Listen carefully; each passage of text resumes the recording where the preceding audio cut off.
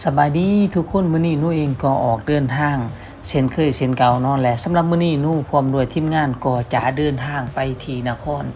ปากเซนั่นเองทุกคนเพราะว่าหนูเองจะเดินทางไปถ่ายภาพนิ่งและก็ภาพวิดีโอให้กับบริษัทโศกทรัพย์สุขทวีสำรวจออกแบบและก็สร้างจำกัดผู้เดียวทุกคนซึ่งว่าครั้งนี้ก็เป็นครั้งที่2เนาะที่ว่าทางบริษัทเพิ่นได้ให้ความไว้วางใจและก็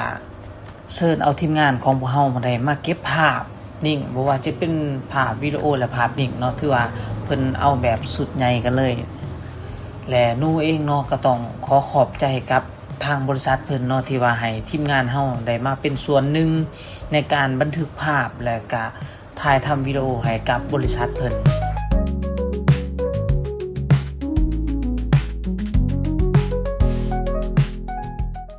เจ้าเนาะ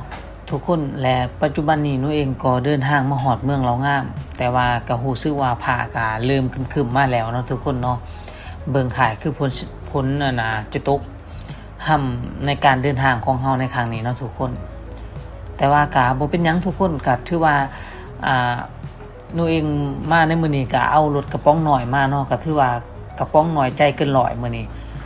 เว้าบ่ทันสุดความก็ฝนก็ตกลงมาเลยทุกคนก็ถือว่าตกแห้งอีหลีเนาะทุกคนเนาะถือว่าฝนนี่ตกแต่เมืองเลางามเนาะจนไปฮอดเมืองว่าเจียงแข้งจำปาสักเฮาเลยหรือว่านครปากเซนั่นเองก็ถือว่าตกแห้งอีหลีทุกคนแต่ว่าในการไปการมาหนูเองก็เซฟอัพทั้งทีมงานและก็ทั้งเฮาเองเนาะเพื่อให้มีความปลอดภัยเจ้าทุกคนและปัจจุบันนี้หนูเองก็เดินทางมาฮอดนครปากเซกันแล้วเนาะแต่ว่าอันดับแรกๆหนูเองพร้อมด้วยทีมงานก็จะไปสอกหาที่พักก่อนจะเข้าไปเบิ่งหน้างานเนาะว่าเฮาจะถ่ายภาพในมื้ออื่นนี้เฮาจะถ่ายแบบใดแน่แล้วก็มีการวางแผนเป็นสเต็ปไปเนาะทุกคนเนาะเพราะว่ามื้อนี้หนูเองก็มานำกันก็แม่น3คนและปัจจุบันนี้แม่นเฮากำลังเดินทางไปที่พักคิดว่าจะไปสอกบ้านพักหรือโรงแรมอยู่ใกล้ๆกับสถานที่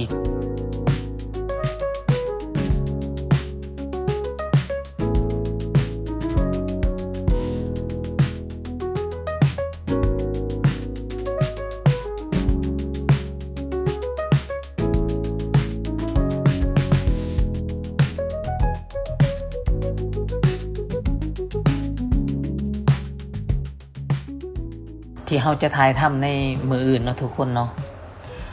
ทุกคนถือว่าเฮาเองก็เดินทางมาฮอดบ้านพักกันแล้วเนาะก็เป็นบ้านพัก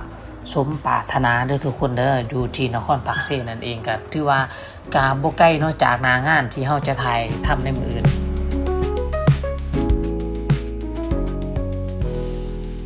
เจ้าทุกคนถือว่ามื้อนี้เนาะก็เป็นมื้อถัดไปที่ว่าพวกเฮาก็ได้ตื่นแต่เช้าๆเนาะเพื่อมากะเกียม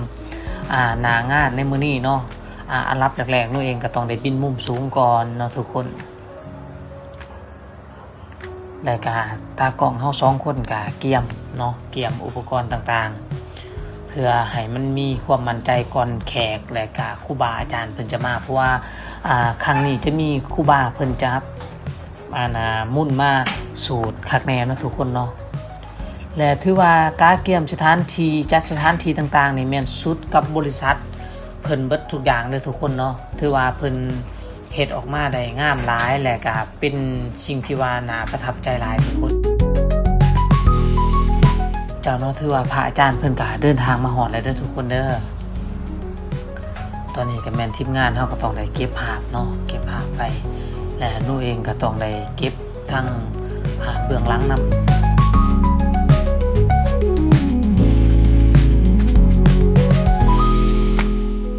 อันนี้ก็แม่นอาหารการกินที่ทางบริษัทเพิ่นเตรียมไว้เนาะบ่ว่าจะเป็นอาหารว่างหรือว่าหมากไม้ขนมต่างๆเนาะและนี่ก็แม่นประธานบริษัทเพิ่นที่ว่าเพิ่นต้องได้มาลงคุมเองทุกอย่างเนาะและก็แนะนำหน้าเวียกให้กับไอ้น้องทุกๆคนเลยเนาะ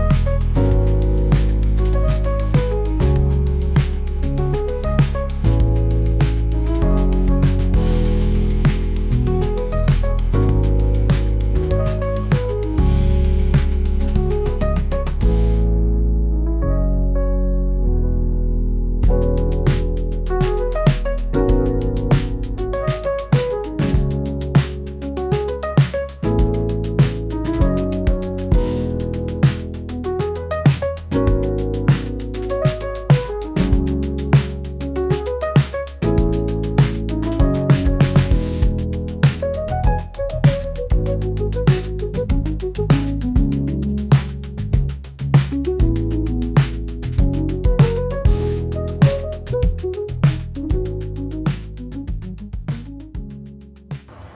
และพิธีกรรมต่างๆเนาะหนูเองก็จะบ่ได้ตัดภาพให้ทุกคนได้เบิ่งเนาะว่าทางบริษัทเพิ่นได้มี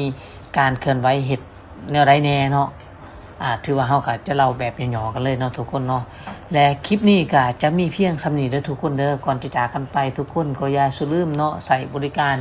ถ่ายรูปและก็วิดีโอก็ติดต่อผู้พันหาทางเฮาได้เนาะบ่ว่าจะติดต่อมาทางแฟนเพจตัวหนูพาเที่ยวก็ได้หรือว่าจะส่งมาหาทางเพจส่วนตัวก็ได้เด้อทุกคนเนาะพบกันใหม่ในคลิปหน้าสำหรับคลิปนี้ต้องลาเพื่อนๆและท่านผู้ชมไปก่อนพบกันใหม่ในคลิปหน้าเด้อ